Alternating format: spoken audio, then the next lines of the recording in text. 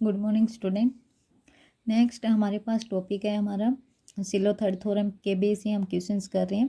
हमारे पास next example कह रहे हैं कि let G be a finite group such that order of G is equal to P raise to power N.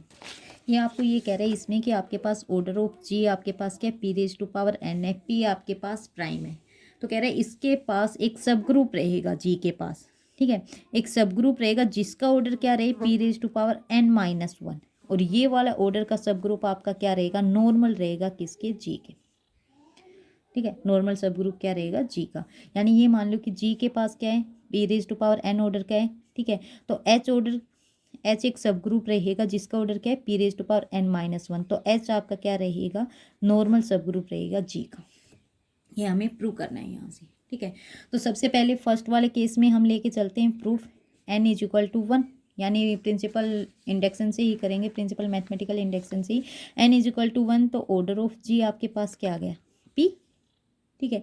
तो इसके पास क्या है, पी के इसके पास क्या एक सब ग्रुप रहेगा, मान लो एच सब ग्रुप है, उसका ऑर्डर क्या है पी एन माइनस में वन, यानी पी नोट यानी आपके पास वन। तो ये मतलब आपके पास क्या आइडेंटिटी ही है, ठीक है। तो आइडेंटिटी तो नॉर्मल रहेगी जी के, तो यानी ये तो ट्रूली केस ट्रू हो जाएगा। उसके बाद सेकंड प्रिंसिपल मैथमेटिकल इंडक्शन से लेके चलेंगे कि आपके पास एक ग्रुप है जिसका ऑर्डर क्या है P raise to power m, और एम आपका क्या है लेस देन एन। तो इसका मतलब क्या है कि p raise to power n से लेस देन है P raise to power m, ठीक है। तो इसके लिए आपका ये रिजल्ट होल्ड करेगा कि इस जी के पास क्या है जिसका order P raise to power m है, इसके पास एक सब ग्रुप रहेगा जिसका ऑर्डर क्या रहेगा p raise to power m minus one, और वो क्या रहेगा, नॉर्मल रहेगा जी के। ये हम यहाँ से लेके चलें। फिर हम थर्ड केस में क्या P raise to power n के लिए प्रूव करेंगे। आपने मान लिया कि यहाँ पे एच आपका क्या सब ग्रुप है जी का, और ऑर्डर ऑफ एच आपके पास क्या है पी एन माइनस वन है, ठीक है। अब हमें प्रूव क्या करना है आपको कि ये एच आपका क्या हो जाए, नॉर्मल सब ग्रुप रहे किसका, जी का, ठीक है। तो नॉर्मल सब ग्रुप है जी का, तो हमें पता है यहाँ से ये चीज़ तो हम ऑलरेडी जानते हैं कि एच आपका क्या किसका सब ग्रुप रहेगा, नॉर्मलाइजर ऑफ एच का, ठीक है। ये आपका किसका सब ग्रुप रहेगा, जी का। एच किसका सब ग्रुप है, नॉर्मलाइजर ऑफ एच, और ये किसका सब ग्रुप है आपके जी का। तो अब लैग्रेंजियन थ्योरम आपके पास यहाँ से क्या कहती है, लैग्रेंजियन थ्योरम क्या कहेगी, आपके पास ये इसका सब ग्रुप है तो इसका ऑर्डर इसको डिवाइड देगा, ये इसका सब ग्रुप है तो इसका ऑर्डर इसको डिवाइड देगा, ठीक है। तो यहाँ से आपने क्या कर दिया कि order of h divided order of normaliser of h को, और फिर सेकंड आपके पास क्या है, order of normaliser of h किसको डिवाइड देगा, ऑर्डर ऑफ जी को। ऑर्डर ऑफ एच आपके पास क्या है P raise to power N minus one, ठीक है। ये डिवाइड दे रहा है आपके नॉर्मलाइजर ऑफ एच को। इधर आपके पास क्या है, नॉर्मलाइजर आपका ये है एच का, ये डिवाइड दे रहा है P raise to power n को, ठीक है। इसका मतलब क्या है कि आपके पास यहाँ से आप ये कह रहे हो इसको कौन डिवाइड देगा, p raise to power N minus one, या तो ये इसके इक्वल है या ये इससे ग्रेटर देन है, यही पॉसिबिलिटी है। Second order of normal p raise to power n को अब कौन डिवाइड दे रहा है, order of normaliser of h. इसका मतलब ऑर्डर ऑफ नॉर्मलाइजर एच या तो पी एन के इक्वल है या इससे लेस देन है। अब आपके पास यहाँ से दोनों से पॉसिबिलिटी आ गई, या तो ये पी एन माइनस वन है या फिर ये पी एन है, यानी order of normaliser of H यहाँ से दोनों केस से क्या आ गए, या तो पी एन माइनस वन है या फिर आपके पास P raise to power N है, ठीक है। अब हम दोनों केस मान के चलेंगे। फर्स्ट केस में आपने ले लिया है कि आपके पास order of normaliser of H क्या है, P raise to power N है। P raise to power N है तो ये किसके ऑर्डर के इक्वल आ गया, ऑर्डर ऑफ जी के, यानी नॉर्मलाइजर ऑफ एच आपका किसके इक्वल है, जी के इक्वल है। जी के इक्वल है तो यहाँ पे सिंपल ही हो गया, एच आपका क्या है, नॉर्मल हो गया किसका, इन जी में। तो एच आपका नॉर्मल सब ग्रुप है जी का, तो हमें कुछ प्रूव करने की जरूरत ही नहीं है। अब सेकंड केस क्या रहेगा, यदि आपके पास इसका ऑर्डर क्या रह जाए, p raise to power N minus one हो जाए, देन क्या होगा, हम कह रहे हैं ये ऑर्डर कभी भी पॉसिबल होगा ही नहीं। तो ये हमें प्रूव करके बताना पड़ेगा कि ये कैसे पॉसिबल नहीं होगा, ठीक है। तो यहाँ से हम सबसे पहले लेके चलें let E possible normaliser of H का order P raise to power N minus one है, ठीक है।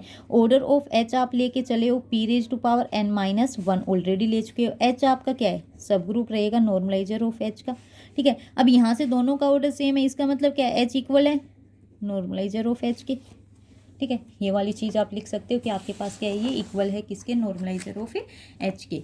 देन अब आप क्या कर सकते हो, सेकंड चीज़ हमें क्या गिवन है, ऑर्डर ऑफ जी आपके पास क्या है, P raise to power n, ठीक है।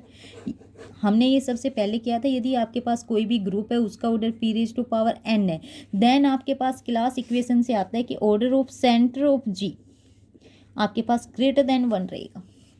ठीक है, ये आपका कभी भी 1 नहीं होगा ऑर्डर ऑफ सेंटर ऑफ जी। ठीक है, ग्रेटर देन 1 रहेगा तो भाई लैग्रेंजियन थ्योरम, आपको ये भी पता है कि सेंटर ऑफ जी आपके पास क्या नॉर्मल सब ग्रुप या सब ग्रुप ऑफ जी रहेगा, तो वहाँ से आप क्या लगा सकते हो Lagrangian theorem. Order of centre of G क्या कर रहा है, डिवाइड देगा आपके ऑर्डर ऑफ जी को। ऑर्डर ऑफ जी आपके पास क्या है p raise to power n, इसका मतलब क्या है कि ऑर्डर ऑफ सेंटर ऑफ जी आपके पास क्या रहेगा p raise to power s, और s आपका ग्रेटर देन s यानी 0 से ग्रेटर देन रहेगा और लेस देन n रहेगा। अब कोई ये कही कि 0 से ग्रेटर देन क्यों, ये भी देख लो। आप यहाँ पे देख लो ऑर्डर ऑफ जी, यदि ऐसा आपने 0 ले लिया तो ये क्या हो जाएगा p raise to power 0 is equal to 1, और ये आप यहाँ पे कह रहे हो पॉसिबल ही नहीं है, ये आपका हमेशा ग्रेटर देन 1 रहेगा जब आपके पास p raise to power n order है जी का। तो इसका मतलब क्या है कि s से ये 0 से ग्रेटर देन रहेगा s की वैल्यू और लेस देन n रहेगी।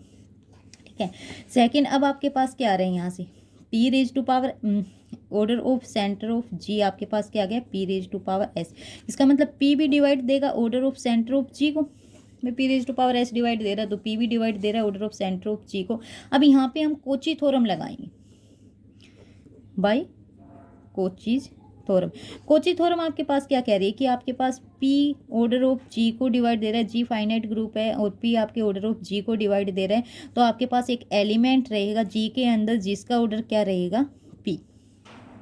ठीक है, तो यहीं से हमने वही किया, आपके पास क्या है यहाँ पे p order of centre of g को डिवाइड दे रहा है, इसका मतलब क्या है कि आपके पास एक एलिमेंट रहेगा a एलिमेंट जो आपके किस में सेंटर ऑफ g में रहेगा। ठीक है, और सच दैट ऑर्डर ऑफ a आपका यहाँ से क्या हो जाएगा p। ठीक है, p आ जाएगा, तो अब ये एलिमेंट का ऑर्डर क्या है p है, प्राइम है, प्राइम है तो इसका मतलब ये किसी न किसी को जनरेट करेगा। वो आपने क्या ले लिया कि लेट मान लिया कि k आपके पास एक सब ग्रुप है जो किससे a से जनरेट हो रहा है, इसका ऑर्डर क्या है p, तो ऑर्डर ऑफ k क्या हो गया p, इसका मतलब k आपके पास क्या हो गया साइक्लिक है, k क्या हो गया साइक्लिक सब ग्रुप हो गया किसका g का, जो किससे जनरेट हो रहा है a से जनरेट हो रहा है। ठीक है, अब सेकेंड आपके पास क्या है कि आपके पास a एलिमेंट बिलोंग किस में कर रहा है सेंटर ऑफ g में। सेंटर ऑफ g में कौन से एलिमेंट आते हैं, जब आप कह रहे हो every element of g commute with a। ठीक है, यानी इसमें वही एलिमेंट्स जाएंगे जो x के हर एक एलिमेंट के साथ क्या करेंगे कम्यूट। ठीक है, तो ये इसमें सेंटर ऑफ g में गया a एलिमेंट। ठीक है, सेंटर ऑफ g में तो कम्यूट करे यहाँ से, इसका मतलब क्या है कि ये kx is equal to x k रहेगा, लिख सकते हैं ना। x आपका जब ये a के साथ सेंटर ऑफ g के साथ कम्यूट कर सकता है तो k आपका क्या है सेंटर ऑफ g का ही सब ग्रुप है। ठीक है, इसी के एलिमेंट से ये जनरेट हुआ है तो आपके पास ये होगा। ठीक है, उसके बाद आप क्या कह रहे हो, ये यदि ये कंडीशन होती है आपके पास k x is equal to x k commute कर रहे हैं तो इसका मतलब क्या है के नॉर्मल है किसके जी के, नॉर्मल सब ग्रुप ऑफ जी हो जाएगा। ठीक है, नॉर्मल सब ग्रुप ऑफ जी हो गए तो देन यहाँ पे जी वाई में के वेल डिफाइंड हो गया, क्योंकि आपको पता है क्वेसेंट ग्रुप बनाने के लिए आपके पास क्या होना चाहिए वो नॉर्मल होना चाहिए। नॉर्मल तो आपने नॉर्मल दिखा दिया इसको, तो ये वेल डिफाइंड हो गया। वेल डिफाइंड हो गया तो आप ऑर्डर ऑफ जी बाई के निकाल रहे हैं, ये आपके पास order of G order of के आपके पास क्या आ गया p raise to power n by में p, तो p raise to power n -1 आ गया आपके पास।